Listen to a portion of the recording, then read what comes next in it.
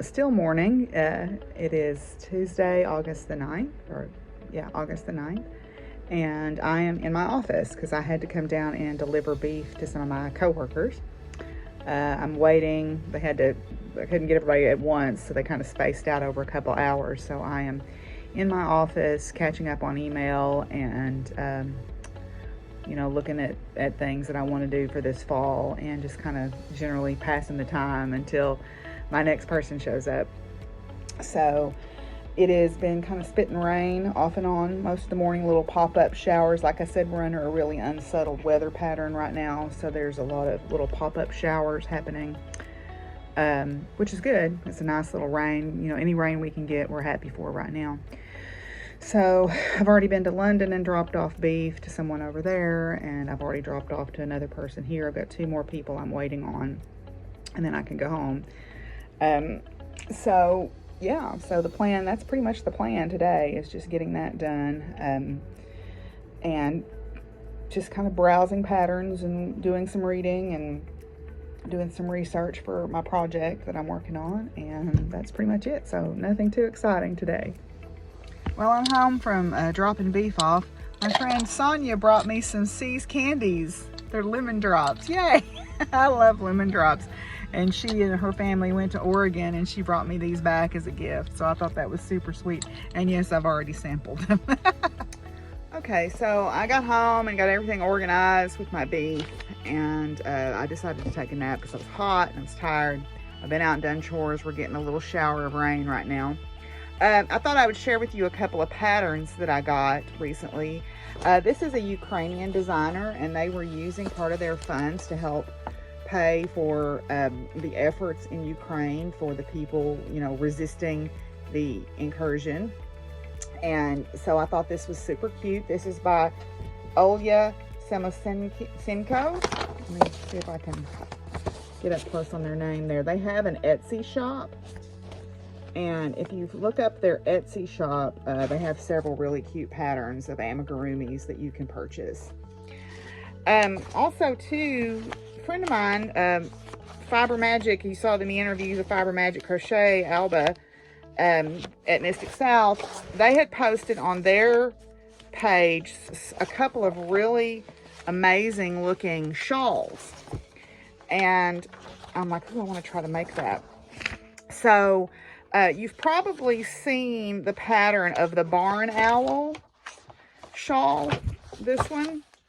And I've been wanting to get it for a while, so I went ahead and pulled the trigger on that. It's from Cottontail and Whiskers, and they're in Scotland.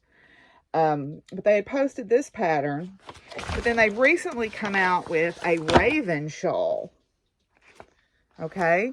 That's not a good profile on the raven there, but it's really quite beautiful. Let me see if I can find a side view of it maybe somewhere, because it's kind of hard to tell that's a raven from face on. Let's see here.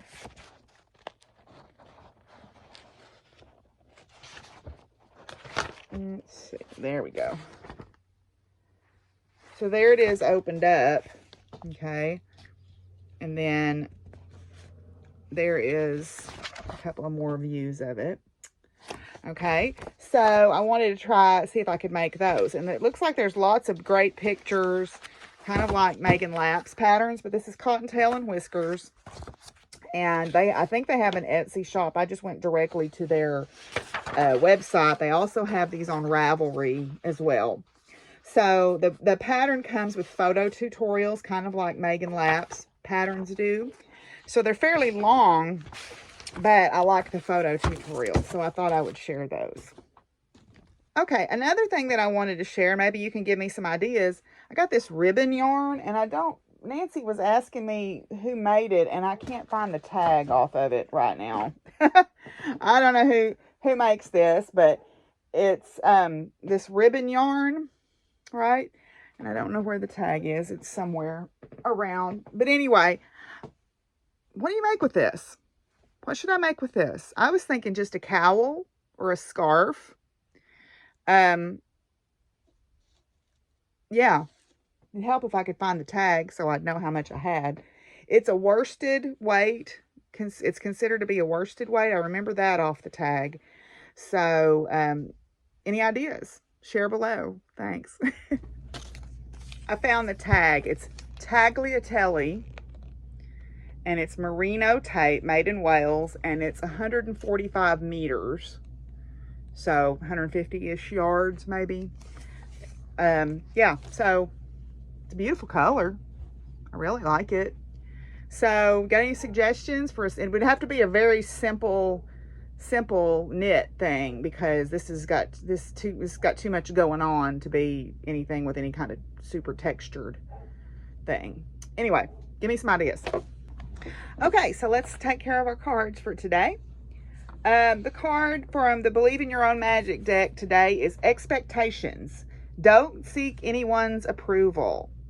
People will always have their own expectations of who they think you should be. Their opinions are almost always based on restrictive societal norms and therefore are extremely unrealistic. No matter what they tell you, remember that you have permission to be whoever it is you most wish to be. You don't need anyone else's approval, only yours. And I really needed to have this card today. There is something going on where I'm having a conversation with someone, and I basically just laid out, this is who I am, and this is what I believe, and you know, if we can't be friends, then I'm sorry about that, but I'm not going to give. You know, because I think who I am is pretty great most of the time. I mean, that sounds terrible. I don't mean to blow my trumpet there, but I feel like I've worked hard to become the person that I am. And I feel like that I'm fully actualized. You know, I mean, I know, and in being fully actualized, I know I always have to continue growth and introspection and questioning and improvement. But I accept all the parts of who I am, you know, and that has taken a long time to get there. Yay for therapy, right? So expectations are something that I've had to learn to go, you know, this is the way my life is. And if you cannot handle the fact that I have all these animals, or you cannot handle the fact that I own this farm, or that I'm a bigger woman, or that I'm tattooed and pierced, or that I'm reasonably, you know, intelligent and a university professor and outspoken, or that I'm queer, or that I'm a witch, then I'm sorry, but that's who I am. And I'm proud of all those parts of me. And that's taken me a lot of years to be able to get where I can say that proudly and out loud to all of you, you know. So anyway, so there's that. Then the Power of Flowers deck today is Fig. So the fig tree typically lives to a very old age. Neither fruit nor flower of the fig is quite remarkable. What is commonly referred to as the fruit of the fig is in fact its syncarp, or fleshy receptacle, inside of which are scores of tiny male and female flowers. Miraculously, these flowers mature and blossom wholly in the fig's dark interior. I did not know that. The fig is said to resemble the human brain, providing an important clue as to its healing properties of its essence. It's capable of restoring and enhancing memory, and thus an excellent remedy for doing past life or early childhood regression work. Because the male and female flowers share the same receptacle, it also balances one's masculine and feminine elements, bringing the right and left hemispheres of the brain into a state of equilibrium, while helping the individual to achieve greater clarity and ultimately gain higher access to higher aspects of the mind. The archetype is Isis. According to Egyptian writings, within the temple of her sacred womb, Isis has held many precious secrets of alchemical magic. Out of this mysterious vessel, she birthed the sun and the moon, as well as all aspects of life. Heaven and earth, male and female, hermetic text based in Egyptian mythology depict Isis. Hermetic texts based in this mythology depict Isis as having revealed the mysteries of the stars to the gods. Her deep insight gave rise to the phrase "as above, so below," for Isis plants stars of knowledge in the hearts of humanity. Revered as nature, she is the living embodiment of divine wisdom, for she is never apart from its infinite variations in the natural world. Now, let me pause to add, a lot of these older decks and older New Age writings or older pagan writings are very, they don't look at gender as fluid or as a spectrum. They're very binary in their thinking, which I resist that. So you have to look past that, I think, And I think if you look at the gods, there's a lot of examples of gender fluidness and things like that. And if you look at different mythologies. The fig is a rare plant containing tiny seeds and flowers within its receptacle, just as Isis is a rare goddess associated with a sacred vessel containing alchemical secrets. When Isis makes her appearance to you, she opens the channels of your higher mind, decoding the memory of your deepest origins. The luscious fig overhead is opening, revealing the inner fruits and nectars that are stored within your soul. The blessing is, sacred fig, you carry the seeds of feminine delight, fiery flowers of masculine light, alchemical vessel within my soul, reveal your secrets, make me whole. So, like I said, some of the concepts in this deck are not ones that I necessarily subscribe to, but I like the concept of working on the self, right? Working on the self. So, okay, well, y'all, I'm going to call it a day. I think here, like I said, I spent most of the day dealing with my beef customers, and so tomorrow should be a little bit of a quieter day. I need to do some mowing if it is not raining in the morning. And then my friend Lily is coming to trim little Miss's feet. So I will see you guys tomorrow. Bye.